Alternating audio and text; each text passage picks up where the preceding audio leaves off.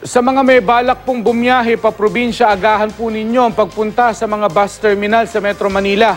Paparami na kasi ang mga pasahero habang papalapit ang bagong taon. Ganyan din ang sitwasyon sa ilang terminal sa mga probinsya. Makibalita tayo kay Jet Arceliana. Ang ganito karaming pasahero sa Araneta Center Bus Terminal sa Cubao, Quezon City, inaasahang lalo pang kakapal habang papalapit ang pagsalubong sa bagong taon.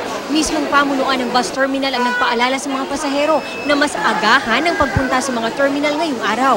Kumpara kahapon, 7 hanggang 8% pa raw ang inaasahang madaragdag sa bilang ng mga pasahero, lalo na raw bukas. Sa ordinaryong araw, 200 to 220 buses ang bumabiyahe sa terminal, pero dahil peak season, umaabot ito ng hanggang 330 bus na biyaheng Visayas at Bicol.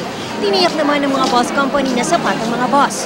Wala pa naman daw na itatalang aberya ang mga otoridad, pero hindi maiwasan ang delay sa mga biyahe. Anong oras pa po kayo dito? Kanina pang umaga. Anong oras daw po darating yung sasakyan? Wala pang alam. Hindi pa namin alam kung anong oras. Kabilang sa mga nagdudulot nito ang matagal na paglalagay ng mga gamit ng mga pasahero sa compartment ng bus, lalo na kung may mga request ng pasahero na hindi mapagbigyan. May mandatory drug testing din sa lahat ng driver na bibiyahe na inaabot ng hanggang 10 minuto. Kahapon mahigit 100 ang sumailalim sa drug test at wala pa naman daw nagpopositibo. Magigpit na seguridad pa rin ang ipinapatupad sa terminal. May mga help desk din at medical team na naka-standby.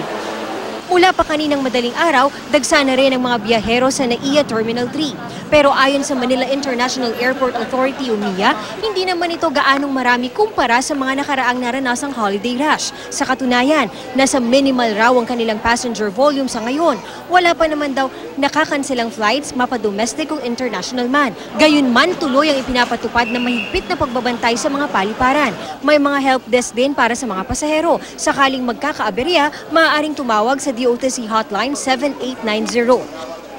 Sa mga terminal naman sa probinsya gaya sa Ormoc, tayuan na sa mga bus na biyaheng Mindanao. Mismong mga pasahero ang nagpupumilit na sumakay kahit puno na. Punuan na rin ang mga bus pa Maynila.